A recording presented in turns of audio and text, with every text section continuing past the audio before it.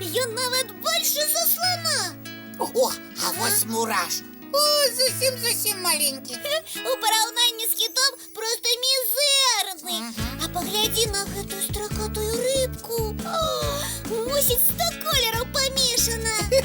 Добрый вечер, деточки мои любые кветочки. Привитание, Яночка, Топочка. Вечер добрый, дядуля добродей. Салют усім. Прывітанне, сябры.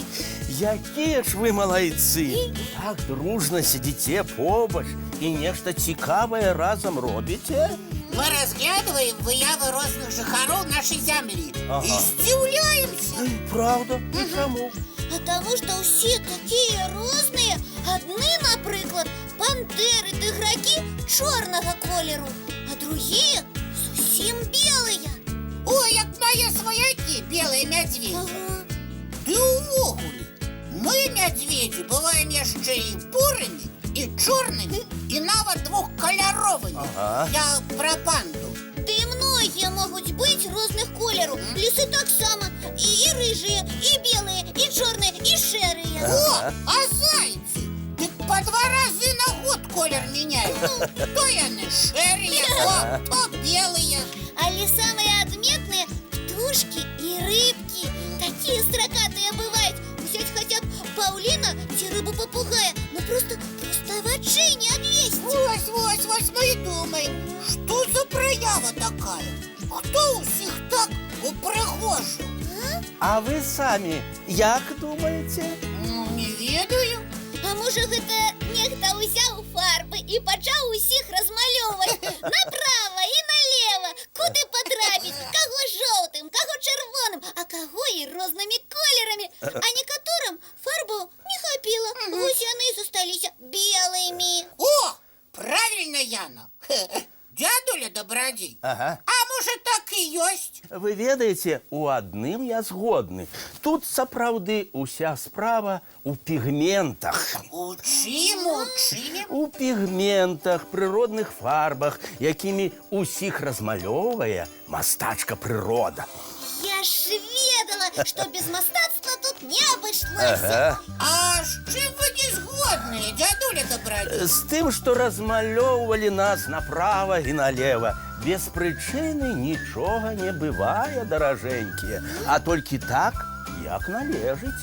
Пачакайце, а што гэта значыць? Зараз растлумачу. Самымі яркімі фарбамі прырода надзяліла жыхароў цёплых краін. Зразумела, там шмат сонца і шмат разнакаляровых раслін. Правильно, Яночка. Таму жывёлы і птушкі маюць таксама самыя яркія уборы. А, каб было лягчэй хавацца сярод вялікіх кветак. Так, А на поўначы ўсё інакш? вядома, чым бліжэй да поўначы, тым больш сціплымі робяцца фарбы. Так, кветкі на раслінах становяцца ўсё меншымі і меншымі. І жывёлы з птушкамі ўжо таксама не такія разнакаляровыя, як на поўдні. Як усё прадумана. У прыродзе ўсё так. Нічога дарэмна не бывае. Тады на паўночным полюсе павінны жыць зусім белыя істоты, так ці не? Сапраўды, за палярным кругам жывуць белыя мядзведзі, белыя лісы, белыя совы, паўночныя алені. Там заўсёды ляжыць снег і жывёлы такога ж колеру. Дядуля добродей, што ж выходзіць? Калі я паеду на паўночны полюс, то ператваруся ў белага мядзведзя? Ой, а я у белую лісу? Не, мае даражэнькія, якімі вы нарадзіліся, такімі і застанецеся, куды б не паехалі. Ну, гэта добра. Не хачу мяняцца. Мне і буранькім добра. І я хочу быць такой, якая я ёсць. Рыженькая, прыгоженькая. Правильно, мае даражэнькія. Добра, з колерам разабраліся. Ага. Як наконт памераў? А што з імі?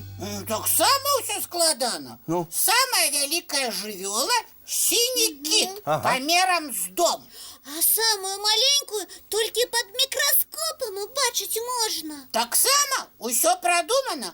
Не сумнявайцеся, усё па законах прыроды. Сіні кіт можа жыць толькі ў акіяне, бо там вода яго вагу падтрымлівае. Вось ён там і пасяліўся. Здорово! А на сушы ён бы не змог жыць? Не, таму самы вялікі на сушы слон. Але маленькі мураш мацнейшы за слона. З чаго ты ўзяў? А мне Нестор рассказывал. Мураш может поднять вагу в 10 разов больше за себе. Ни один слон так не сможет. Так, сапраўды, Топа правильно кажа. Ого, неверагодна! Выходзіць, усе на нашай планеце вельмі розныя, і нічога агульнага ні ў кого няма? Мы высветлілі, што ў прыродзе чаго толькі не бывае, але гэта не значыць, што нічога няма агульнага. Наадварот, яго вельмі многа. Ну няўжо? Растлумачьте. Бо мяне вы таксама заблыталі, дзядуля Добрадзей. Добра, вось паслухайце. Усё, што мы бачым, складаецца з адных і тых жа элементаў. Пра атамы і малекулы чулі? А, чулі! Сапраўды, бо ўсе з іх як з кубікаў пабудаваныя. Правильно. Это першае. А другое, усё жывое на нашай планеце не можа існаваць без вады. І праўда, я ж чытала, вода – аснова жыцця. Усе, ад вялікага слона да самай маленькай казюлькі, любяць ваду. Правильно, і нарэшце кісларод. Так, ім дыхаюць усе на нашай зямлі. І гэта далёка не ўвесь спіс таго, што нас аб'ядноўвае. Ой, сколькі оказывается агульнага. Хоць усе такія непадобныя, але насамрэч вельмі падобныя. Пакуль вы нам не растлумачылі, я гэтага ніяк не разумела. І я. Дзякуй, дзядуля Добрадзей. Калі ласка, мае даражэнькія. Ну што, калі пытанняў болей няма, будзем глядзець мульцік. Яшчэ як будзе. Абавязкова. Глядзім. Глядзім мульцік. Ну, вось і ўсё, мае маленькія. Час чысціць зубкі, умывацца і класціся спаць. А мы і не супраць. Ага. Стаміліся за дзень, правда, Топа? Набегаліся, наскакаліся. Наразважаліся. Добраноч, дзяўчынкі і хлопчыкі. Да пабачэння, сябры. Добрай ночі, дзетачкі, мае любыя кветачкі.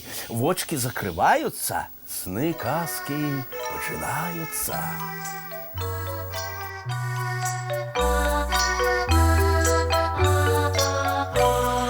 Доўгі дзень, цёплы дзень, адплывае за аблокі. Сіні цень, сонны цень, адпаўзае ў кут далёкі.